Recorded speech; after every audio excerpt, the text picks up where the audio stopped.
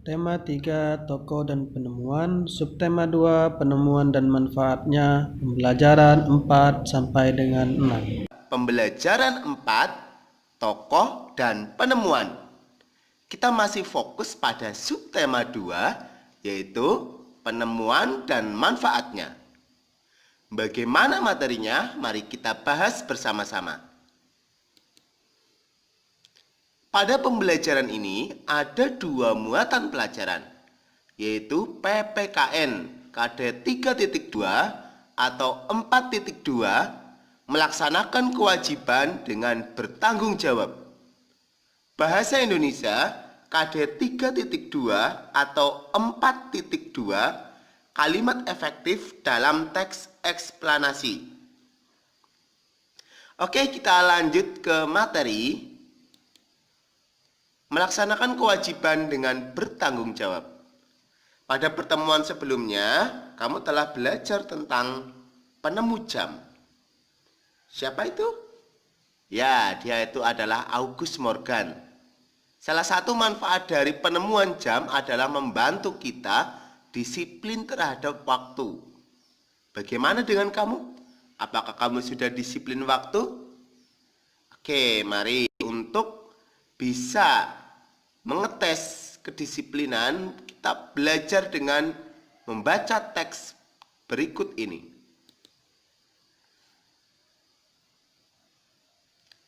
Kapan kamu terlambat datang ke sekolah? Mengapa kamu terlambat? Siapa saja yang kamu rugikan saat kamu terlambat? Ketika kamu terlambat, adakah dampaknya bagi kamu? Apakah ketika kamu terlambat, kamu sudah mengambil hak temanmu untuk belajar dengan nyaman? Apakah ketika kamu terlambat, kamu sudah mengambil hak gurumu untuk mengajar dengan nyaman? Apakah ketika kamu terlambat, kamu belum melaksanakan kewajiban untuk menjadi pelajar yang disiplin?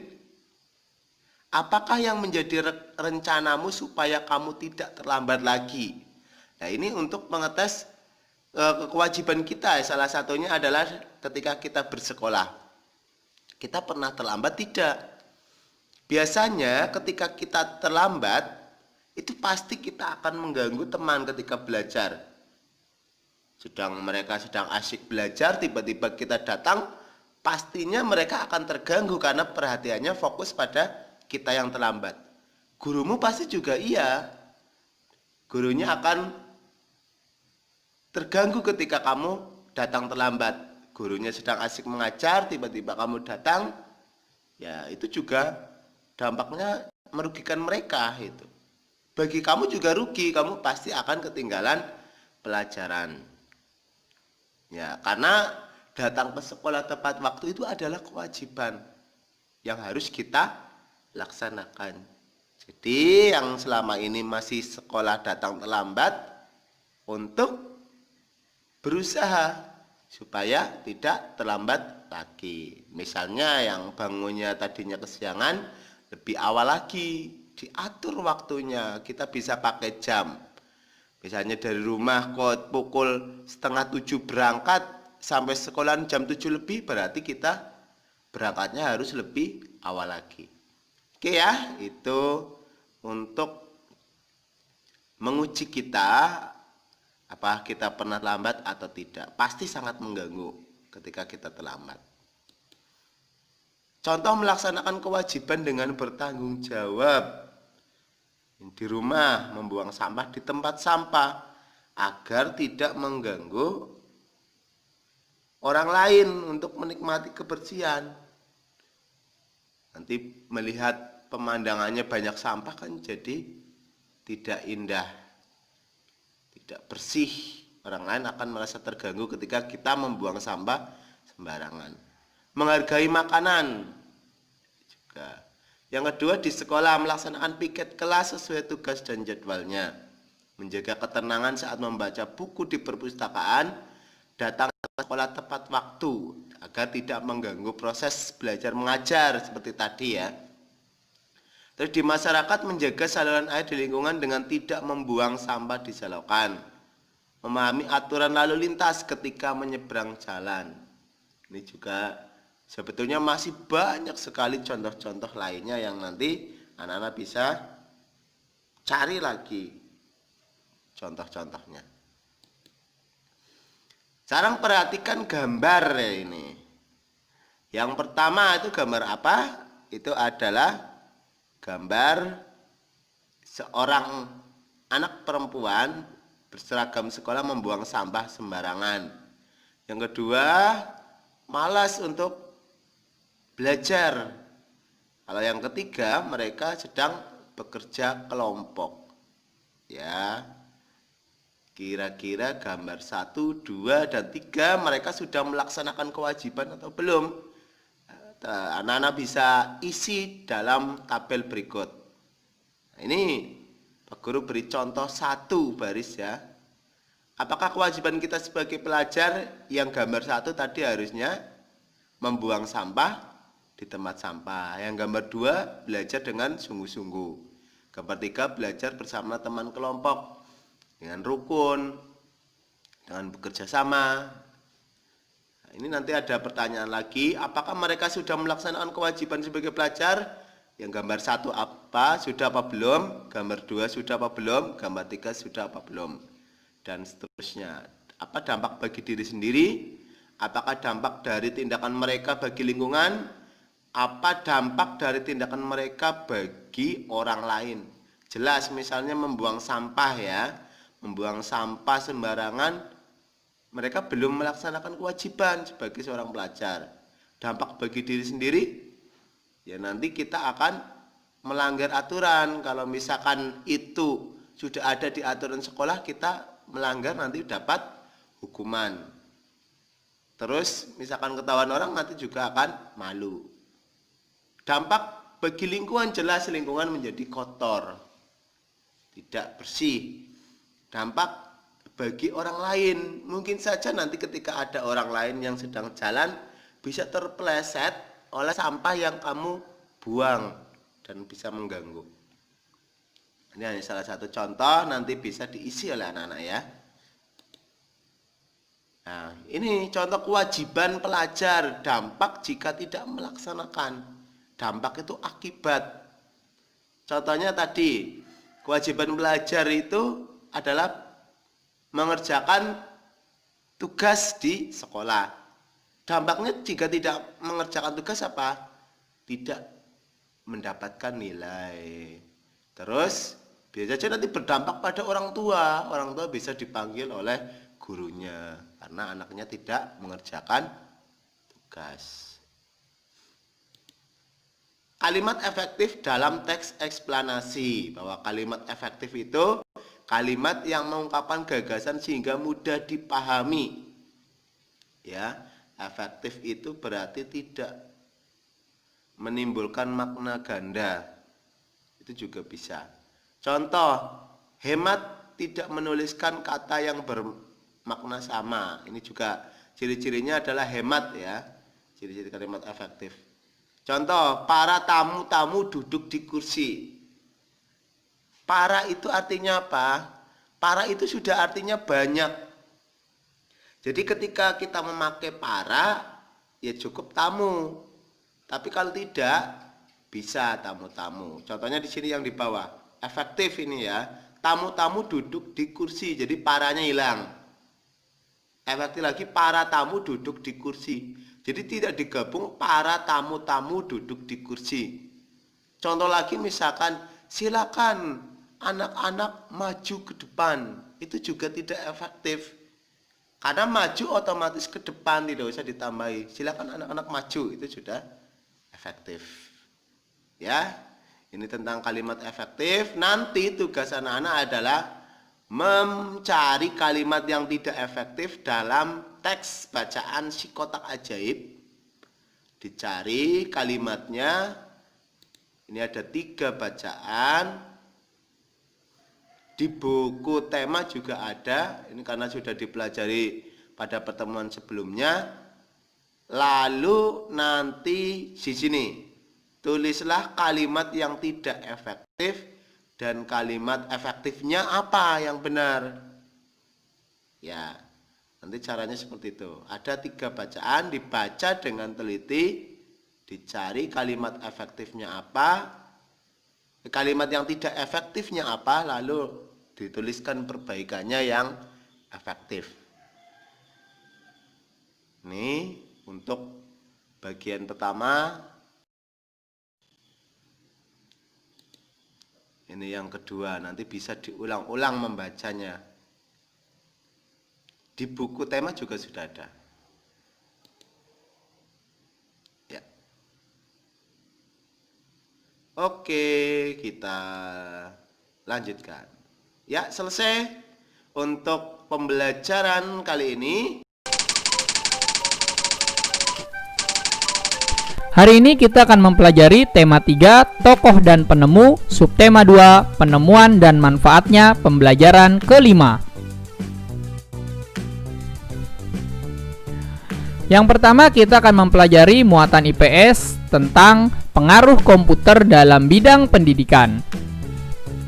Komputer adalah alat elektronik yang dapat menghitung atau mengolah data serta memutar film dan musik. Komputer juga dijadikan sebagai alat komunikasi melalui surat elektronik dan media sosial. Komputer pertama kali ditemukan oleh Charles Babbage. Penemuan komputer ini cikal bakal kemajuan teknologi seperti saat ini. Penemuan Charles Babbage membawa perubahan dalam kehidupan masyarakat hingga ia dijuluki sebagai Bapak Komputer. Masyarakat lebih mudah saling mengirim surat elektronik atau surel atau juga email. Pada masa kini, kegiatan jual beli juga dapat dilakukan melalui komputer. Masyarakat dapat membeli barang tanpa harus datang langsung ke tempat penjualnya. Kegunaan lainnya adalah sebagai penyimpan data dalam jumlah besar, dapat berbentuk dokumen, foto, audio, dan juga video. Komputer juga membawa perubahan dalam bidang pendidikan. Dahulu, pengetahuan hanya didapat melalui kegiatan belajar di kelas dengan sarana terbatas.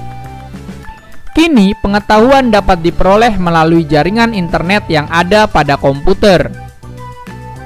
Sehingga keberadaan komputer dan internet telah memudahkan dan menunjang pembelajaran di sekolah untuk membantu meningkatkan kualitas pendidikan. Berikutnya kita akan mempelajari muatan SBDP tentang memainkan alat musik dengan memperhatikan interval nada. Berlatihlah membunyikan nada menggunakan alat musik melodis seperti pianika, gitar, seruling, harmonika, angklung, atau kecapi. Perhatikan nada-nada dari setiap interval nada berikut. Yang pertama adalah prim atau 0 nada. Ini nadanya tidak berubah ya nak, tetap di nada itu sendiri. Kemudian second, 1 nada. Apa contohnya? Do, re, mi, fa, sol, sola, dan la, si. Kemudian nada terts atau 2 nada. Do, mi, fa, la, sol, si. Kemudian quart atau 2,5 nada. Dari mana? Do, fa, re, sol, mi, la, dan sol, do. Berikutnya yaitu quint atau 3,5 nada. Yang mana nadanya? Dari do ke sol, kemudian re, la, mi, si, dan fa, do. Berikutnya yaitu sek atau 4,5 nada. Bunyinya dari do ke la, kemudian dari re ke si. Lalu septim 5,5 nada. Dari do ke si. Dan oktav yang terakhir 6 nada. Dari do ke do. Apa maksudnya? Di pembelajaran sebelumnya sudah saya jelaskan jarak antar nada atau interval nada. Pahami betul-betul ya nak?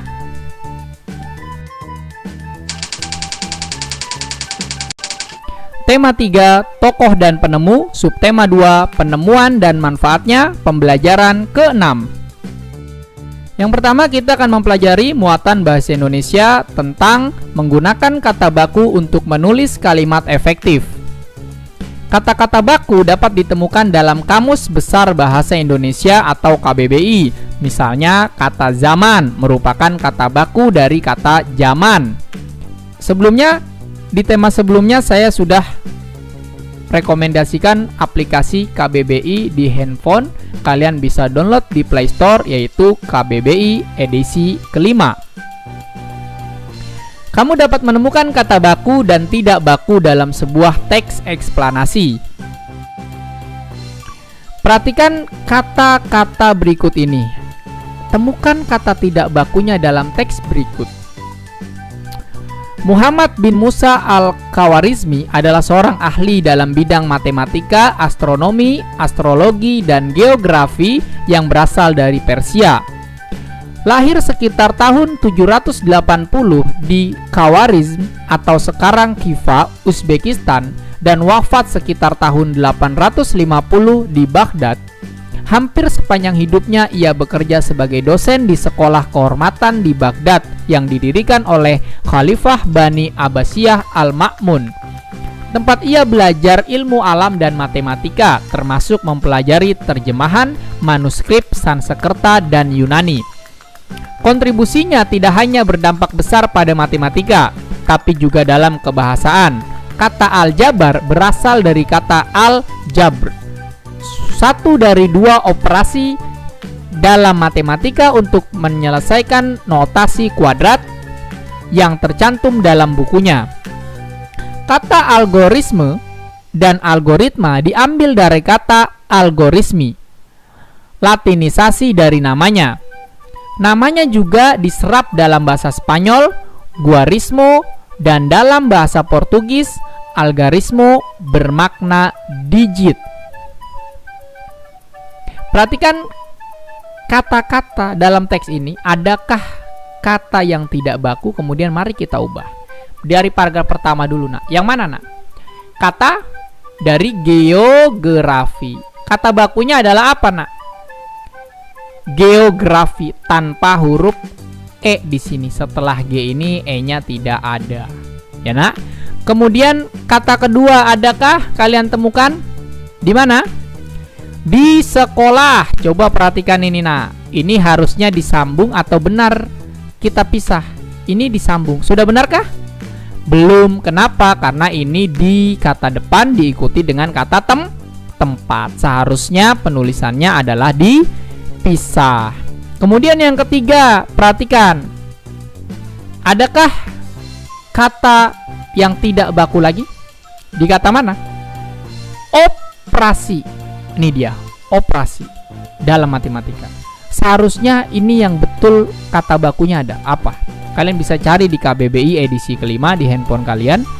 Operasi atau operasi. Ya, yang tepat adalah operasi. Ya. Kemudian yang terakhir adalah didirikan. Didirikan ini seharusnya diapakan, nak? Dipisah atau disambung? Dipisah. Ini dipisah. Seharusnya yang betul adalah disambung. Kenapa disambung? Karena diri ini merupakan kata kerja, bukan kata tempat. Ya seharusnya penulisannya disambung. Ya, mohon maaf tadi terbalik. Didirikan dulu baru operasi. Ya, oke. Pahami betul-betul, nah. Jadi dalam teks eksplanasi itu kalian benar-benar temukan mana kata yang tidak baku. Kalian harus jeli sekali menemukannya. Berikutnya kita akan mempelajari muatan pendidikan kewarganegaraan tentang melaksanakan kewajiban dengan bertanggung jawab. Ayo ingat kembali apa itu kewajiban. Kewajiban merupakan hal yang harus kita lakukan setelah kita mendapatkan hak. Pahami, nak, ya. Hak dan kewajiban itu merupakan satu kesatuan yang harus kita lakukan. Berikut merupakan manfaat melaksanakan dan akibat tidak melaksanakan kewajiban kita secara bertanggung jawab. Yang pertama, kewajiban merapikan mainan setelah bermain. Ketika kita lakukan hal tersebut, manfaat yang kita dapat adalah mainan kita akan lebih awet dan rumah tetap terlihat rapi. Sedangkan akibat jika kita tidak melaksanakan hal tersebut, mainan kita dapat mudah rusak dan juga rumah menjadi berantakan. Yang kedua, kewajiban datang ke sekolah tepat waktu. Jika kita melakukannya, kita tidak akan ketinggalan pelajaran. Dan kita mengabaikannya, apa yang terjadi? Proses belajar mengajar akan terganggu. Jadi ketika ada guru sedang menjelaskan, lalu kita datang, guru tersebut terganggu dan teman-teman kalian juga dirugikan. Karena sedang belajar serius, tahu-tahu ada yang memotong kalian atau kamu masuk ke dalam kelas. Ya. Berikutnya yaitu kewajiban membersihkan saluran irigasi. Manfaatnya ketika kita lakukan hal tersebut adalah aliran air menjadi lancar karena tidak tersumbat lagi oleh sampah. Dan akibatnya jika kita tidak melaksanakan, aliran air akan tersumbat karena sampah dan juga dapat menyebabkan banjir ketika musim penghujan tiba.